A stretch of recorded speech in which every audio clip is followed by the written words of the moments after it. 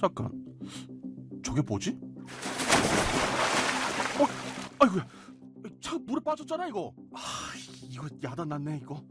지금으로부터 3년 전 부산 동백항의 부둣가에서 한 남매가 타고 있던 차량이 바다로 추락하는 사고가 발생했습니다.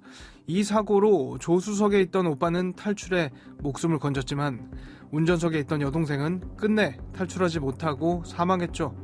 이 사고로 사망한 여동생 A씨는 뇌종양으로 3개월 시한부 인생을 선고받은 환자기도 했습니다.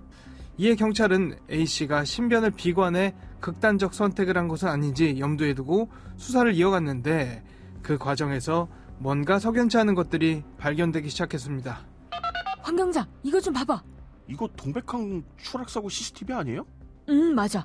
근데 아무리 봐도 이 오빠란 사람이 이상해서 말이야. 뭐가 이상한데요?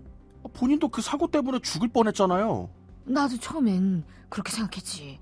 근데 여기 보면 조수석에 앉은 오빠가 이렇게 몸을 쭉 뻗어서 운전석 쪽으로 가 있단 말이지. 이거 동생이 아니라 본인이 운전한 것 같지 않아? 예? 그게 가능해요? 그리고 차 타기 전 행동을 좀 봐. 핸드폰을 왜 차 밖에 둔 걸까? 마치 물에 빠질 걸 미리 알고 있었던 사람 마냥 말이야. 이후 경찰은 사고 직전 A씨의 사망보험금이 대폭 오르고 수령자가 A씨의 오빠로 지정됐다는 사실도 알게 됐죠. 그렇게 A씨의 오빠에 대한 의심이 짙어지던 그때 정말 믿을 수 없는 소식이 하나 더 전해졌습니다. 선배님, 그거 들으셨어요? 뭐? 이 남매 말이에요. 1년 전에 아버지가 돌아가셨는데 그때도 지금처럼 차가 물속으로 추락해서 그렇게 돌아가셨다던데요? 뭐야? 경찰은 즉각 이 사고의 연관성을 검토하기 시작했고 A씨의 오빠를 불러 신문을 이어가고자 했죠. 하지만 A씨의 오빠가 극단적 선택을 했다는 소식이 전해졌습니다. 과연 이 사건은 이대로 미궁 속으로 빠져버리고 말았을까요? 과연 이 사건의 진실은 뭐였을까요? 사건 엑스파일 지금부터 바로 시작하겠습니다.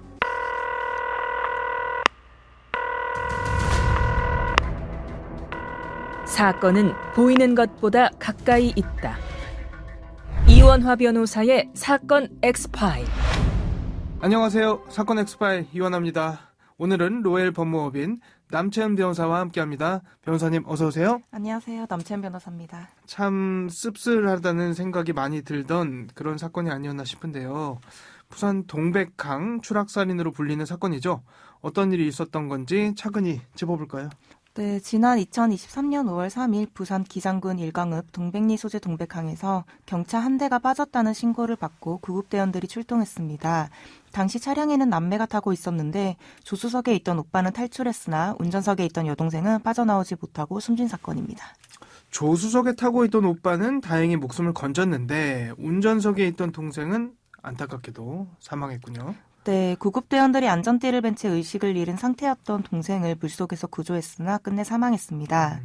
사망 당시 숨진 여성은 뇌종양 말기로 기대 수명이 3개월밖에 남지 않은 상태였다는 것이 알려지면서 동생이 신변을 비관해 극단적인 선택을 했을 가능성이 거론되기도 했습니다. 만약 그런 상황인 거면 자신뿐 아니라 자신의 오빠도 사망할 수 있는 위험천만한 상황이란 거를 알고 있었을 텐데요. 네, 당초 회경은 오빠가 여동생의 극단적 선택을 인지하고도 제지하지 않았다고 봐 자살방조의 혐의를 두고 수사를 시작했습니다. 그러나 사고를 수사하던 중 석연치 않은 정황들이 드러났고 이에 해경은 수사 방향을 바꾸게 됩니다. 상황을 달리 볼 만한 뭔가가 나오기라도 했던 건가요? 해경은 사망한 여성의 오빠가 수억 원의 보험금을 노리고 살인을 미리 계획하고 실행한 것이라고 의심하기 시작했습니다. 죽을지도 모르는 상황이었는데 이게 계획범죄였다고요? 심지어 이 오빠가 운전석에 타고 있었던 것도 아니고 조수석에 타 있지 않았습니까? 네, 사건을 수사하던 해경은 추락사고 이전에 5천만 원에서 5억 원으로 오른 여동생 보험금의 수익자가 오빠로 지정된 사실을 알게 되면서 수사는 새 국면을 맞게 되는데요. 결정적으로 현장 CCTV에 남겨진 사고 상황을 토대로 차량 현장 실험 등을 한 결과 해경은 계획된 범행이라고 결론지었습니다. CCTV에 뭐가 담겨 있길래 그랬을까요? 사고 당시 차량 조수석에 탑승했던 오빠는 운전석에 있던 여동생의 운전 미숙으로 일어난 사고이고 정확한 상황은 보지 못했다는 취지로 진술했는데요. 해경은 현장 CCTV를 분석하던 중 오빠가 조수석에 있던 동생을 운전석으로 옮기는 듯한 모습을 포착했습니다. 네. 또한 해경은 멈춰있던 사고 차량이 서서히 바다로 직진하는 상황에서 조수석에 있던 오빠가 운전석 쪽으로 몸을 한껏 기울인 듯한 모습이 영상에 담긴 점에 주목해 오빠가 여동생을 운전석에 태운 후 조수석에서 차량을 조작해 바다로 추락시켜 여동생을 숨지게 했다는 의혹을 가지게 됐습니다. 네. 해경은 사고 현장 CCTV를 통해 오빠가 여동생을 사고 차량에 태우고 인적이 드문 물가를 지속 물색했고 사고 전날에도 해당 차량을 몰고 동백항을 방문해 사전 답사 후 사고 지점 부근에서 예행 연수까지 한 사실을 파악했습니다. 또 이상한 점은 사고 당일 영상에 오빠가 사고 전 차량 뒷좌석과 트렁크에서 휴대전화 등 짐을 꺼내 차량 밖에 두는 모습이 찍힌 건데요.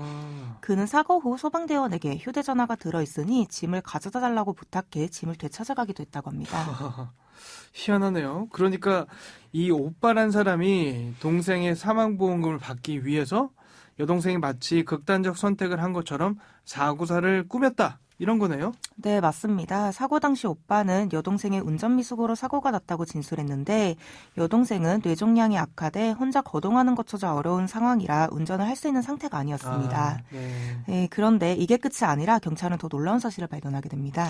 여기서 더 놀라울 게 뭐가 있을지 모르겠는데 뭐였을까요? 네, 사건 발생 1년 전 남매의 아버지 역시 인적이 드문 낚시터에서 차량이 미끄러져 강으로 추락하는 사고로 입사한 사실이 밝혀졌습니다. 네. 당시 오빠는 아버지와 낚시를 마치고 헤어졌으나 연락이 닿지 않는다며 실종 신고를 했는데 119 구조대는 강바닥에 가라앉은 차량을 운전석에서 사망한 아버지를 발견했습니다. 야, 이때도 또 오빠가 옆에 있었네요. 네. 지금 사고와 굉장히 유사한 방식이었던 것 같은데요. 네, 공교롭게도 아버지와 여동생이 잇따라 차량 추락 사고로 목숨을 잃은 현장 모두에 오빠가 있었는데요. 사고 당일 아버지와 함께 낚시터에서 점심을 먹으며 마지막까지 함께 있었던 사람은 오빠였다고 합니다. 네. 당시 아버지도 암투병 중이었는데 부검 결과 몸에서 불면증 치료에 쓰이는 향정신성 약물인 졸피뎀 성분이 검출됐습니다. 네. 그러나 경찰은 사망 연관성이 확인되지 않는다며 운전 미숙에 의한 단순 사고로 사건을 종결했습니다. 이후 아버지의 사망보험금 1억 7천만 원은 남매에게 지급됐습니다. 게다가 보름 전에도 비슷한 사건이 있었습니다. 아, 이 사고랑 아버지 사고 말고 또 다른 사건이 또 있었다고요? 네, 숨진 여동생의 자동차 추락 사고가 처음이 아니었는데요. 네. 이 사고가 발생하기 약 보름 전에도 부산 강서구 생곡동 둔치도 부근에서 여동생이 타고 있던 티폴리 차량이 바다로 추락한 사고가 있었습니다. 다행히 수심이 낮아 인명피해로는 이어지지 않았으나 당시 사고를 신고한 사람은 오빠였고 신고를 받고 출동한 소방대원은 이들이 사고의 원인이 운전미숙이고 아무 이상이 없다고 설명해 현장에서 철수했다고 합니다. 이게 정말 아주 기가 막힌 우연의 일치일 수도 있겠지만 사실 그럴 확률이 얼마나 되겠습니까? 경찰은 어떻게 대응했습니까? 오빠에 대한 수사를 더 강화하지 않았을까 싶은데요. 네, 경찰은 동백항 사고를 통해 오빠에 대해 여러 의혹이 제기되자 아버지 사망 사건과 오빠의 연관성을 확인하기 위해 아버지 사망 사건에 대해서도 재수사를 검토하며 오빠를 한 차례 불러 조사했고 네네. 동백항 사고에 대해서는 오빠가 보험금을 목적으로 사고를 위장한 것으로 보고 살인 및 보험 사기 등 혐의로 구속영장을 신청했습니다. 하지만 오빠는 영장실질심사에 출석하지 않고 잠적했고 오빠는 한 달 뒤 경남 김해시 한 농로에 주차된 차량 안에서 숨진 채 발견됐습니다. 그러면 이게 어떻게 되는 거죠? 이 여동생 사건의 진실이라든지 그 전에 있던 아버지 사망에 대한 진실 모두 알 수 없게 돼버린 건가요? 네, 오빠의 사망으로 결국 아버지 사망 사건은 영구 미제로 남게 됐습니다. 하지만 동백항 사건의 경우 오빠가 사망했으나 그것이 끝이 아니었습니다. 아, 혹시 뭐 오빠의 범행이라면 사망했으니까 공소권 없음으로 종결되는 것 같은데 혹시 다른 뭐가 있었나요? 네, 아버지 사망 사건은 공소권 없음으로 종결 처리됐으나 동백항 사건은 공동정범으로 지목된 자가 한 명 있었습니다. 아, 지금 공동정범이라고 하면 공범이 또 누가 있었던 것 같은데요? 네, 바로 오빠와 동거 중이던 여성인데요. 해경은 오빠의 동거녀가 동생의 보험금을 목적으로 범행을 공모했다고 보고 공범으로 구속했습니다. 아, 네네네. 동백항에서 추락한 사고 차량이 원래 동거녀 소유였는데 동생의 1차 추락 사고가 발생한 지 며칠 뒤 동거녀 소유였던 사고 차량이 여동생 소유로 명의가 변경됐고 여동생 명의의 보험금이 10배 증액된 사실이 밝혀졌습니다. 그러게 이게 적극적으로 협조를 했던 정황이 나타나기 시작한 거네요. 네, 동거녀는 동생의 1차 추락 사고 당시에도 오빠를 태워오기 위해 다른 차량을 운전해 뒤따라가기도 했는데요. 경찰은 동거녀가 오빠와 함께 거동이 힘든 동생을 데리고 인적이 한산한 물가 등 범행 장소를 함께 물색하는 등 사전 답사를 하고 사고에 대해 미리 서로 이야기를 나눈 정황 등을 확인해 동거녀를 살인 공모 등 혐의로 검찰에 송치했습니다.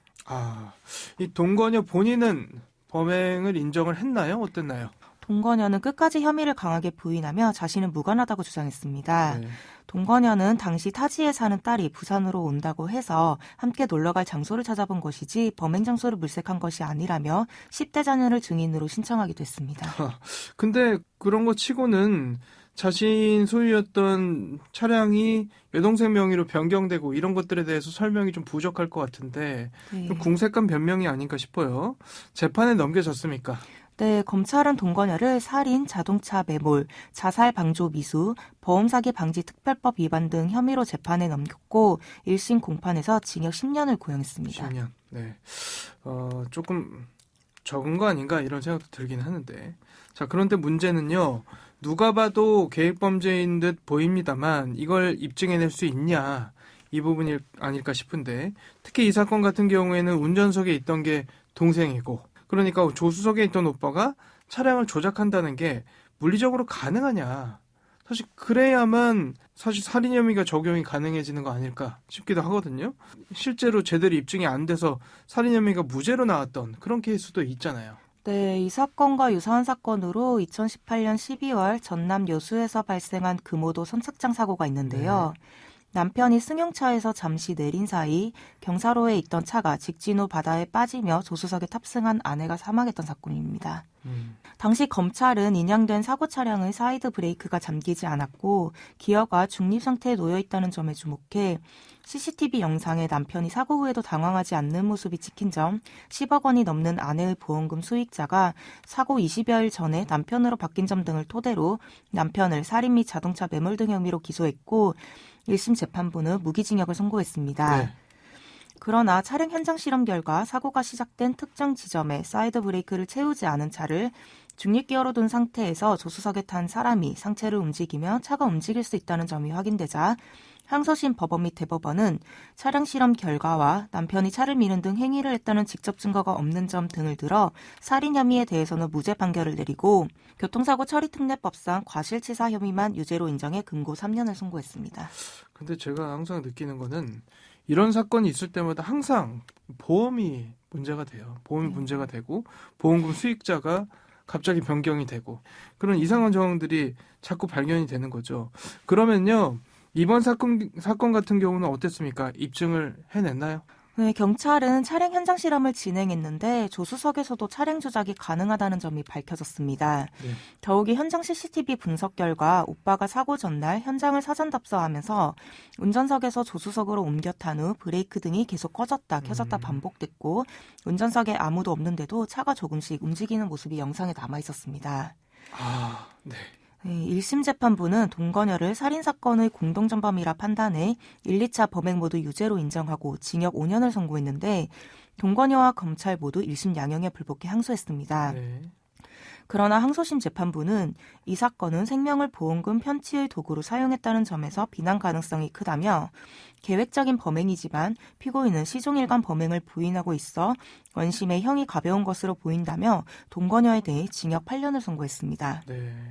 공동정범이라고 하면서 징역 8년을 선고한 건 좀 경한 거 아닌가 이런 생각도 들기는 합니다. 아버지와 딸은 추락사고로 익사하고 아들은 스스로 목숨을 끊어 아버지 사망사고는 여전히 의혹이 풀리지 않고 있는데요. 기막힌 우연의 일치인지 실제 보험금을 노린 아들의 반인륜적 악행인지 철저히 수사의 진실을 밝혀야겠습니다. 네. 사건 엑스파일 오늘 저희가 준비한 내용은 여기까지입니다. 끝곡으로 유리상자의 그대 내게 묻는다면 들려드리면서 이 시간 마치겠습니다. 여러분은 모두 변호받아 마땅한 사람들입니다. 사건 엑스파일 여러분 고맙습니다.